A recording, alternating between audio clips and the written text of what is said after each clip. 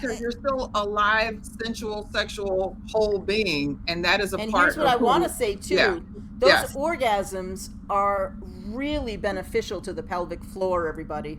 So I don't know if you've started to have any experiences where you're laughing really, really hysterically and you're like, oh shit, did I just Oops. pee? Oops. Did I just pee a little? That was so funny. I peed a little. This is the Joy Act, where finding joy beyond divorce begins with your understanding that the depth of your heartache shows the depth of your capacity for joy. I'm Dr. Lisa Summerour, and together we'll use accountability, alignment, communication, and trust to transform your journey. It's time to step into the Joy Act. Divorce isn't just the loss of a person, it's the loss of plans, roles, your rhythm, and sometimes the peace in your home. And if you're anything like the women that I work with, you've probably looked around your space and thought, why does this room feel so heavy? Or, oh, why can't I get rid of some of this stuff? Or maybe, why does my home still look like I'm waiting for something or someone? That's not clutter. That might be grief or hesitation. That's the story of a life that changed without having a clear ritual for starting over. And that is exactly why I invited today's guest to join me. Colette Roy is the creator of Clutter and Couples. Hold on, because you're like, couples? What? Hold on. She's also the author of a book, Clutter and Couples. Colette is a trauma-informed organizer and certified erotic blueprint coach. And I want you to get your pens out. I tell you all the time, have a pen out when you're watching my show because you're going to learn some new words. Erotic blueprint coach. She doesn't just organize people's homes. She helps women reclaim their space as an extension of their self-worth. So her work is deeply rooted in identity, boundaries, and healing the emotional residue from relationships that are no longer serving you. So if you have been feeling stuck in a house that no longer feels like a home, this conversation is for you. And if you're wondering why I'm talking to a woman who works with couples and their clutter, let me tell you something.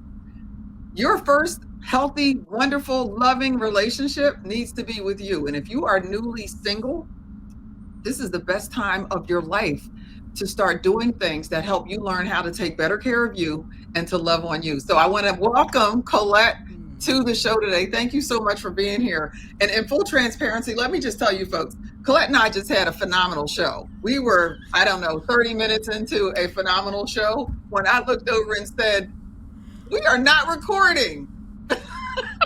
So take two, we are here. Take two. Take two. Colette, I want go. to ask you this. Sure. Because a lot of the women listening did probably hear a couple and go, I don't want to be with no. What is the importance of even being single and understanding how important it is to create a space that reflects who you are today? Oh, I love that. Oh, I love that so much. I also am divorced, and I lived with my partner in our space, I think, for about 16, 17 years. And when he moved and left, which was great because he did not like this space, I loved this space. So I just made it my own. I tell everyone I peed in all the corners because every single thing in here is thing that I've chosen. I Yeah. chose my colors, I chose my furniture, I did some woodworking, I changed my whole kitchen. There's been lots and lots of transformation, and people walk into my house and they go, oh, this feels like a sanctuary. I go, bingo. There you go. Bingo. That And is you created absolutely it. what it is. You created it for yourself. I love that you just went down this list of things that you did. I want to talk about overwhelm. I'm going to put a pin in it because I want to talk, because somebody probably heard, oh God, that's too much. But Sure. what you just heard can be one of the most empowering things that you do for yourself after the end of a relationship. Especially, I work with women who have been in difficult, traumatic, sometimes abusive relationships. And when you come out of something that's really difficult, sometimes what gets hit really hard is your ability to trust yourself and your confidence. And when you have your space to yourself and you are able to practice and experiment with colors and changing and moving and throwing things out, this might be where you begin to find out, to tap back into yourself again, right? So what do you say? Jump in right there? Can I go jump ahead. in? Because I feel like there's, myself included at times, but I feel as though people that I've worked with will get really nervous that they're going to make a mistake. Yes. And I say to them, I said, there's no mistakes. we're just sort of deciding, like, okay, maybe you didn't like that, maybe you don't like that color. I've definitely painted a room that I'm like, oh, I just birthed the baby boy room. How did that happen? That was supposed to be my ocean. So anyway, you can just paint over that, ladies. Do not despair, and don't get into this paralyzed state of, I don't want to make a mistake. I encourage you to make a mistake. Yes. Because then you don't have to fear it anymore. You can just make it and move right on. I love it. Okay, so if I can find it when I put this segment up, that might be where I show you my red bedroom ceiling. I'm turning the arrow in here. Yes, I did say I painted my bedroom ceiling red once. Perfect. It was up for overnight. When I woke up and saw that red ceiling and it freaked me out, I was like, are you out of your freaking mind? What were you thinking that this was going to work? I felt like I woke up on a lower level of hell. It was like, this might be what a bad afterlife experience feels like. It's red ceilings everywhere. But it was one of those things where it was a loss of time, obviously, and another gallon of paint. What are some of the common but unspoken kind of emotional attachments that women have to items in their home after a divorce, where it's things like they don't even realize these things are keeping them stuck emotionally? What might some of those things look like? I would say, I bet you some art is up on the walls that they might not have chosen. Maybe. I would really urge you to go through the kitchen and see what's no longer wanted. I can't imagine. I mean, maybe, but depending on your partner's, attachment to the kitchen, you probably have some stuff from his lineage in there that he was not remembering that was there. Just clear your space. That's what I'll say. Yeah. Clear your space of things that don't make you feel good. I certainly have had things that I bumped into and I thought, I have a bad memory attached to this. Why am I doing this? Big pieces of front, the bed, the sofa. Yes. Where did you have arguments? Was it at the dinette set in the kitchen? Right. Was it watching television? You're in the middle of a movie and somehow this is when the argument. I had a client who had a chair that was her ex's. They weren't divorced yet. They were in the middle of a divorce, living in different buildings, but on the same property with a kid. And she had a chair and she said, well, it's his, but I can't get it out of here yet until we get divorced and he has someplace to put it.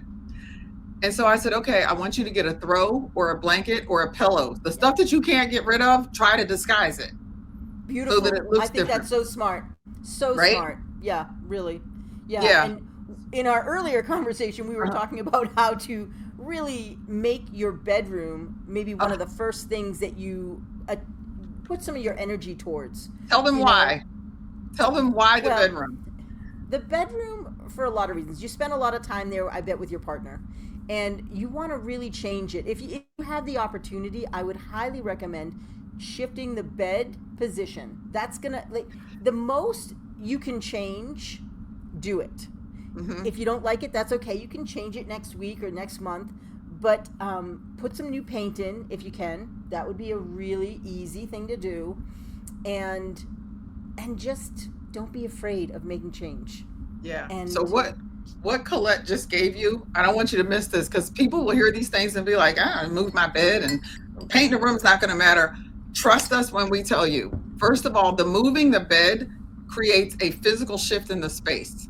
Yes. And depending on if you can move a dresser, move a bed to the other side of the room, what this does is it physically changes how you have to navigate that space. And so it shifts the energy, the vibe. It feels like it's going to feel like a different space just because of that. The other thing, paint's the cheapest way you can make the biggest change in any space. Get some paint, and if you can't do it, hire a painter.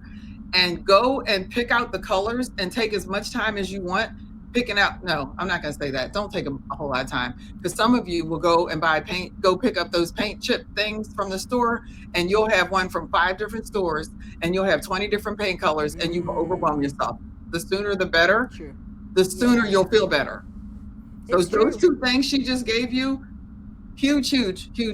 And the bedroom, how much time did you spend with your ex in that room? Yeah, I bet a lot. And the thing I do want to speak to Clutter, because Clutter is always on my mind, because I think a lot of folks don't understand the impact on their nervous system. What it can do. There's a lot of science coming out really explaining how negative it impacts our body, our mind, our emotion. And so if you are dealing and living with some clutter piles, especially in your bedroom, oh no, definitely not in the bedroom, everybody. Bedroom's got to be really nice and tidy so you can sleep beautifully. So I want you to start small. I want you to start in the small drawer in your bedside table. I want you to dump it out. I want you to sort it. And I want you to sift it, and I want you to put it into categories, and then I want things to go to other places if they don't need to live there. You're probably going to bump into maybe 97 hair ties, and you only need 3. You probably only need 3 there. So you want to have... Tell. We were having this conversation. I told you guys, we almost had a half a show already. We were talking... if I look around, I'll find one. You know the little plastic things that connect the prices to your clothes? What are they called? Right? So I told her, I said, I know there's probably 6 of those upstairs because the last time I went shopping for something, they stay on my nightstand and my dresser until one day I just sweep them all into my hand. And then the other thing Colette came up with, the extra buttons. Oh yeah, we talked a lot about the extra buttons. the extra buttons that come in all your things, and then we don't know where to put the extra buttons, and then when you need the extra button you can't find them because there's no extra button place. So I'm going to redo the tip that we gave because this was a good tip. So one, it was an excellent tip, right? You're going to do the Ziploc bag, right? The Ziploc bag. Yeah. Open those extra buttons because they come in those cute little envelopes and you can't see the button. Put the buttons in a Ziploc bag. Open them, take them out of there, and just dump them all in a small Ziploc bag. That way, when you do need a button, you can see the buttons. And here's another one. When you lose a button up here, if you can't find the Ziploc bag that you put all the buttons in, take the button from down at the bottom and move that button up to the top where it matches the other ones and put a button that's close down there until you figure it out. So you don't have to change all of your buttons. That is my clothing tip. I love it. I think the Ziploc bag for the buttons is brilliant because I'm always trying to grab those out of people's hands. Yes. Like, you're not using these, you'll never use them. You're never going to use. Yeah, you will never use them because if I look in a drawer and see 7 or 8 of those envelopes, I'm already exhausted. I don't even want to open the envelopes up. It's like some sort of game that I don't know if I'm going to win because I could open them all up and still not find the button that I needed. True. So true. So true. So that was our fun button tip. But the nightstand drawer.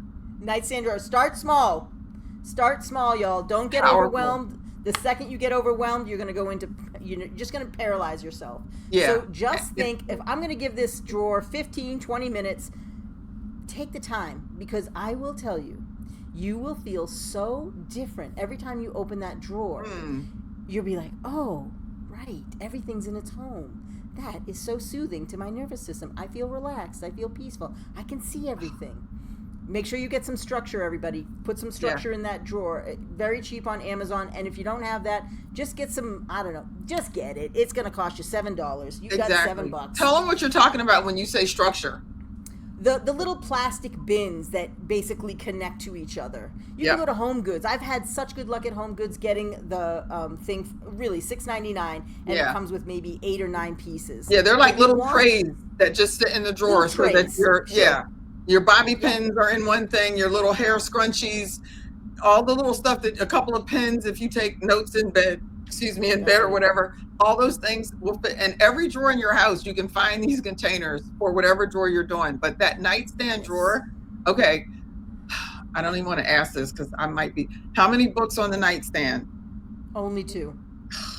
2 only, y'all. That's it. Maybe a reference book that you're reading right now, and then a fiction book. But don't overwhelm yourself. I've seen stacks so high. I'm like, you are stressing yourself out. Right, and you're not reading 10 books in bed.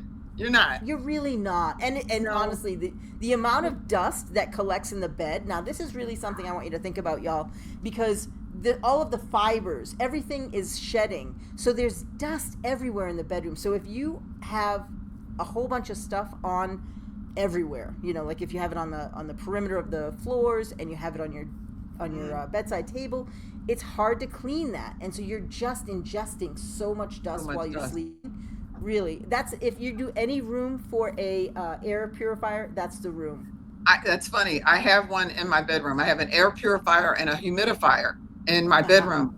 Okay, so we're talking about decluttering and redesigning a space after a breakup or any kind of loss, really. Yes. When you just said about the bedding. One of the other things that I would recommend, get New new pillows. sheets. Yeah, sheets, bedding. If you can afford it, this is the best time to get a new mattress. Okay, get a new mattress. Sleep Number is not a sponsor of this show. They should be, Love because it, girl. divorced women tend to suffer more from some sort of insomnia because we are stressed out. I used to wake up at 11:11 p.m. and 1:11 a.m. The number ones, if there's a numerologist out here, post in there what the ones mean. I don't know if I should have already made $1 million or it's coming. I don't know what the ones mean. It's coming, girl. But getting a good night's sleep, and when you, like you said, you spent a lot of time in that room with your partner and you're climbing into the same bed, the same sheets, and first of all, your pillows shouldn't be around for 6, 7, 8 months. But after 5, you got pillows for years, they should be in the trash anyway. Just get rid of them. But these are some of the incremental things that you can do, because you can just start in that one room, and you can start, like Colette said, with a drawer.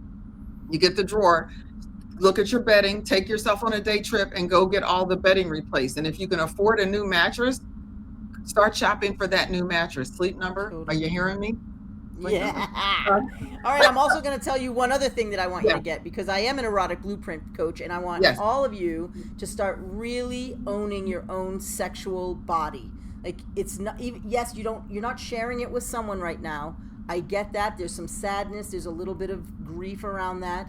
And you still have a sexual body that you talk to them about this. I hope you're enjoying this episode and getting a lot of good information for yourself. This episode is brought to you by my 4 essential steps to creating joy after a difficult divorce. Here, you can learn more.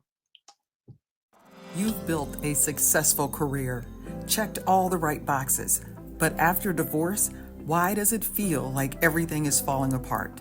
Searching for answers online at 2 a.m., it will not bring you peace. Neither will pretending you're fine when inside you're anything but. I remember those feelings, the exhaustion, the anxiety, and the frustration from feeling stuck. It seemed like no matter what I did, I could not figure out a way to move past the pain. If you are dealing with a divorce while you're also managing your career, I've been there. Things didn't get better for me until I stopped waiting for time to heal me and I took control of my own healing. And that's how this came about. That's why I designed the 4 essential steps to creating joy after a difficult divorce. It's a free masterclass for accomplished women just like you who are ready to move forward. It's time to break the cycle. Imagine waking up feeling lighter, knowing exactly what to do next and rediscovering your joy, not just surviving, but thriving. In this free masterclass, you'll learn the biggest mistakes that keep you stuck in divorce pain, why traditional recovery methods don't always work for high-achieving women, and the 4 essential steps to rebuilding your confidence and joy.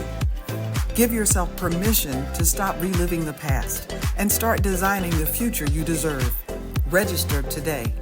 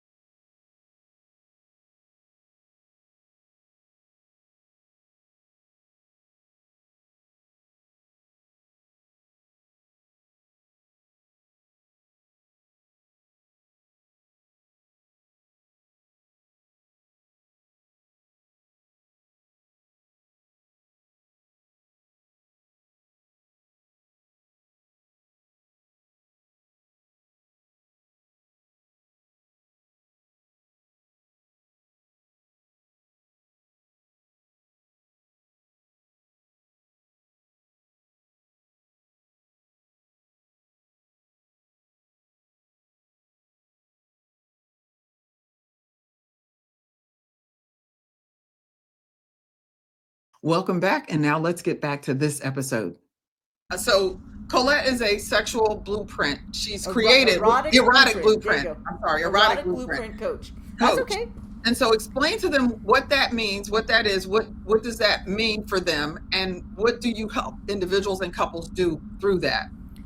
It's a really beautiful framework. If you're familiar with the 5 languages of love, which I think most people are at this point, it's a very similar experience where instead of what were the 5 languages of love, how you like to give and receive love, this is how you love to give and receive touch, physical, sexual touch. And a lot of people don't recognize that there's 5 different ways that this can happen. And sometimes that creates some challenge inside of the relationship because people are in a different blueprint and they don't really understand. They just go, oh, they're not into that, or he doesn't like to kiss.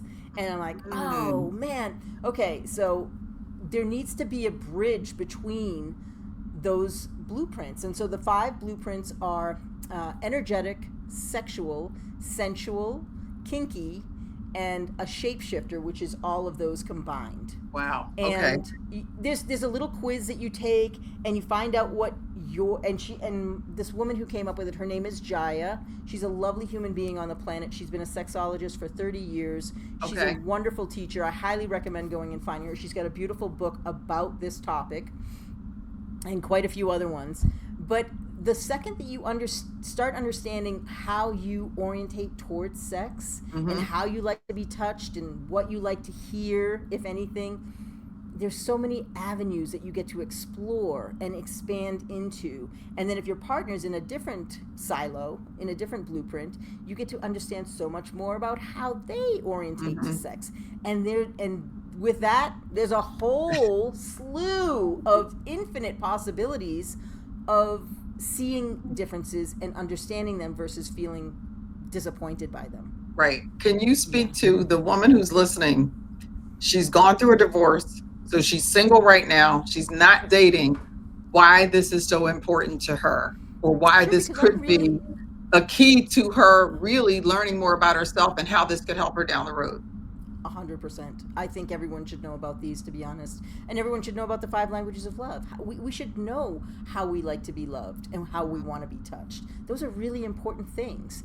And so for you starting on this exploration of your own sexuality, not attached to someone else, which I want to celebrate so hard with you, it's really a beautiful thing to not necessarily think, oh, we need to work on our relationship.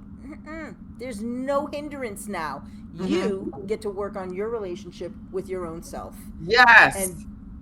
And it can be sexual, it can be emotional, you can dive so many different directions, but I really want to support you in exploring your own self-pleasure. There's so many things out there right now that can really take you. And so back to the drawer, I want you to get some new toys. I want you to get some new toys to play with. Now that you've cleaned that drawer out, let me give you some ideas on some things you could put in your new clean drawer. Let me just give you some ideas. So this I look at this as a holistic self-celebration. Right? And for those of you who are feeling like, oh, I don't know, you're by yourself now. You can do whatever you want. I have a really close family member. I'm not going to, well, you won't know who it is. She was well into her 70s when she passed. She had been single for as long as I could remember. And she was a dear friend of my grandmother. And the kind of joke was when she passed, people cleaning her house out found all her toys. And I thought, good for her. Good for her. Exactly. Because you're still a live, sensual, sexual, whole being, and that is a part of. And here's what I want to say too: those orgasms are really beneficial to the pelvic floor, everybody. So I don't know if you've started to have any experiences where you're laughing really, really hysterically, and you're like, "Oh shit, did I just pee? Did I just pee a little?" That was so funny. I peed a little. Like we joke about that. I think I just peed a little, but it's only a joke because it's real. For those right? It's like it's funny, but not really. Sometimes, depending on where you were laughing. What a beautiful way to actually try and prevent that. Orgasms, when you have an orgasm, all sorts of muscles are it's happening. Good for so many things. I talk about that. I talk about that in my book. It's one of the things, it's like, it's a gift you can actually give yourself. But there are so many physiological, psychological things that are good for you about having an orgasm, and you don't have to have somebody else doing it. And if you know what pleases you, who's the best person to explain that to your next partner? Right. But a lot of us have an expectation for things to happen, and we don't even know how to make it happen for ourselves. So how are you going to help somebody else make it happen? And this whole idea of celebrating yourself is going to be foreign to a lot of people, but you can actually start with some of the stuff that Colette's talking about. Pick a drawer, kitchen drawer, bedroom drawer, paint a wall, paint a room, buy a new bedspread, do something that starts transitioning this space into a space that feels like you, looks like you, so that you feel more like yourself when you're in it. Colette, you were talking about moving furniture. Oh yeah, please do that, you guys. All of it. Just get, they have those easy slider things. I don't know if you're familiar. They're little plastic things that you stick underneath furniture. Yep. You can move anything, anything you want at any time in your life. I'd say keep them all on the sliders and change it on a monthly basis to see which you like the best. Exactly. Like you want to sort of track, okay, the winter sun comes in differently. I want the couch to be definitely in that winter zone so that I can curl up and have a good read in the sun in the middle of the winter. So watch the sun, y'all, because get in that sun. Get in the sun. Sunshine. When Colette got on here, I said, "Oh my gosh, you look like you have the best tan ever." The shirt colors are popping. It's like she just ran in from the poolside to do this podcast with us. So I'm just thankful. What are some of the things that clients have said to you after they've worked with you and made these transitions in their spaces? What are some of the things that they've noticed about themselves that was different? Well, what's sort of funny to me is that oftentimes I'll bump into a person's desk and it will be piled high, and I'll say, are we going to do any work here? Does this bother you? And they're like, it really doesn't. I'm fine. I know where everything is. And I'm thinking to myself, bullshit, but that's all right. So I said, well, let's just do a little work. Let's just do a tiny bit of work. We'll make some categories. We'll put it in, we'll create a little bit more order so it can be a workable situation. And so as we do the work, they're starting to sort of get excited. They're a little resistant, obviously, to it. But once we finally get to the end, they say, oh, I feel better. I didn't know I didn't feel good because it's been like that. And that's what I've been telling myself. Like, say that again. I didn't know. It's really important. Yeah, they didn't know that it really was sort of creating something for them, because they maybe told, in defense, they might have been saying, because their partner's like, clean it up, it looks like, whatever. Yeah. And they might have some level of, hey, don't tell me how to be, don't tell me how to do. Right. It's almost like it's cluttered in defiance. It's like that's the stand that they took. Like, and then it becomes an identity. Yeah. And then it's an identity, and we don't need identities, anybody. We really don't. We can be anything we want to be. And so if you've been saying, oh, I know where it is, this is how it works best, I challenge you to clean it. Here's what I want you to do. I just want you to scrape it all into a box, and you can deal with the box next week. But I want you to live with a clear desk for 1 week and see how you feel. Yeah. Oh my God. And I would say, before you put everything in the box, take a picture of it. Take a picture of it. And then get it all cleaned off. And then after you put everything in the box, wipe it all down, really clean everything up. Yes. And like she said, live with that for a week. And then let's see if you feel like taking everything out of the box and putting it back where it was, or all of a sudden. Because I think there's some fear in there. Do you pick up on some fear in making that kind of a change? What is that about? I think the fear for a lot of folks, when I say to put it in a box, you're like, I'll never find it again. I'm like, well, not if you actually make a date with yourself that you're going to pick up that box next Friday after work with a glass of wine or whatever, and you're going to pull out what's important and throw away what's not. Right. So the thing is it's about self-trust. That's what it is. Say more. We have maybe abandoned our own intentions a few times in life. And I say that for myself as well, friends. What do you mean, Colette? We're humans. Self-abandonment, I have no idea what you're talking about. Self-abandonment is real in a lot of different ways.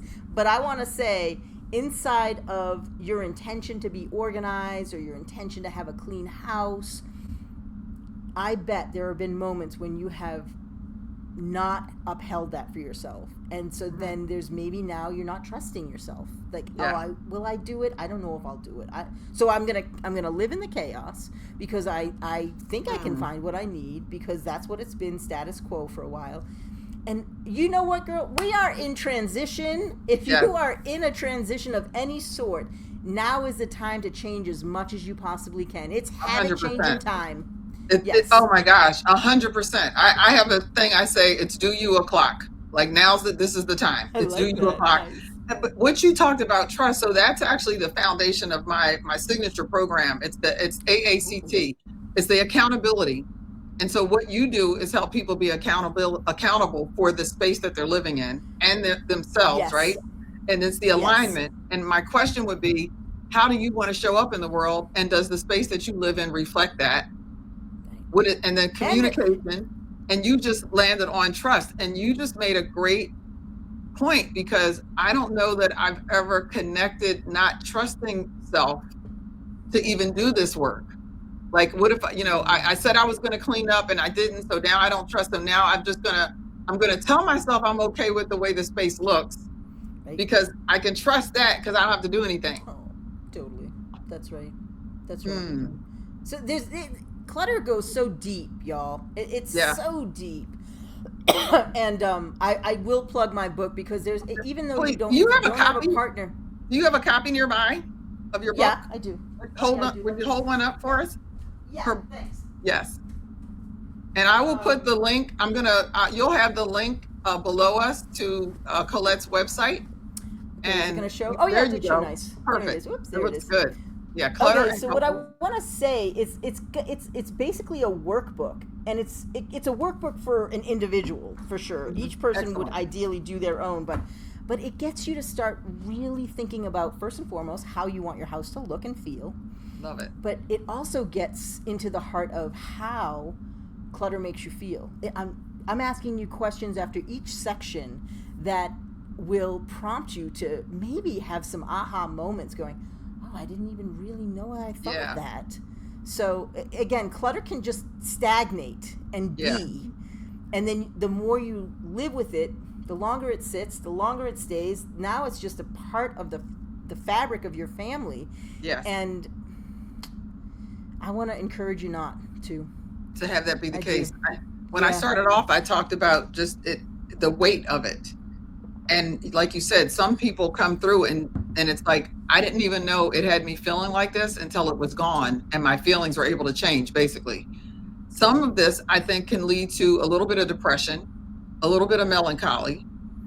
We hold on to things for a lot of reasons. Some of them make no sense. Like, I can remember having stuff here a year later going, why aren't you throwing that out? It's like, well, I feel guilty throwing it out because what if he remembers he left it here? And it's like, babe, girl, stop. That's your house gotta now. Go. Yeah, that's your house now. Yeah, it's like, my thing is, if people wanted the stuff that they wanted, they would have taken it with them when they left. No one leaves anything really important behind. So you give yourself permission to clean. And I gave myself that permission. And what you do is, I think you give individuals and therefore couples the permission to use this as an opportunity to go deeper. You really do. Yeah. Inside of the book, I talk about attachment theory. I talk about nervous system activation, because when you're in relationship in any format, it doesn't have to be romantic, but so many of us are afraid of conflict. Ooh, we don't like to have those hard conversations. Nobody likes those. I certainly wasn't taught how to do that. Not at all. My mom did not talk to my dad whatsoever. And so I have no skill sets, and I thought I was a really good communicator. But anyway, it goes into communication tools. It's really a great workbook for what's to come in your life, perhaps. Yeah. You know, like having you understand what it is that you want to bring in if you want another partner in your life. Yeah. And I want to say, I do have a partner. I just don't live with You don't live it, right. Yeah. Because people heard her go, you had mentioned earlier, I never want to live with somebody ever again. And, you know, and you can still be in a relationship and that still be a reality for you. I love this whole idea of looking at clutter and how our emotions are attached, how psychologically we have clutter for reasons that we haven't really explored, and how this is really a gateway into a transition in your life. It can be a gateway into a transition. Beautiful. And it's a beautiful, safe transition because it's you in your space that you get to experiment with. So what would you say is your hope for a woman who is doing this kind of work, not just in their closets and their kitchens, but even with their hearts? Because I used to tell a girlfriend whose trunk of her car looked like a circus. I was like, you look like you're running away to join a circus every time I see your trunk. And I would say to people, how you live is how you're living. The clutter is representing something. So what do you say, what is your hope for women who are doing this work with their spaces and with their being, with their hearts? You know, I want to encourage you and also challenge you and invite you to do a little Pinterest board, to start really imagining what you would like for colors in your, just play. You don't have to commit, but I want you to just start to recognize, like, your house can be anything you want it to be. My house is whimsical. I love that. I have stuff all over not in a clutter way, but I have all these quote unquote Easter eggs. People are in my yard, they could never find all the fun little altars that I've built all around my yard, because there's so many of them. But I want you to just get in. Do you want it to feel zen? Do you want it to feel fun? Do you want it to feel historical? Again, all in my book, all of these adjectives can sort of just lead you down the direction of who you are and who you want to be and what you want to come home to. That's what I would say. Like, really just don't let any limits come in. Right. Just play for a while. Just play I for a while. love the Pinterest board idea. Basically, folks, if you don't know what Pinterest is, this is sort of a way for you to do a vision board and just look at colors and feeling. But the thing that I really love that you said, how do you want it to feel? Yeah. How do you want it to feel? Because once you can tap into a feeling, everything that you pull into that space has to align with that feeling. And it gives you the guide for your alignment guide. That's true. That's right. And a lot of times we don't think about that. We think, how do I want it to look? But you could get a look that doesn't feel right, because you can copy a look out of a showroom in a furniture store. And it might look fabulous, but you might walk in and it might feel cold and uninviting. Right. So, starting with the feeling, Colette, I love that. I'm going to give you. Oh, sorry. No, go ahead. Talk right away. Okay, real quick. I have. When I leave my house, I turn my diffuser on, so I'm walking into something that smells like a spa. And I have a little baby fountain that's always running, and it's always creating that. And I try to make my home feel like a spa, so that when I walk into it, that's what I'm home at. So you can do that too. You can do that so easily. And you're gonna have clutter. Hide it.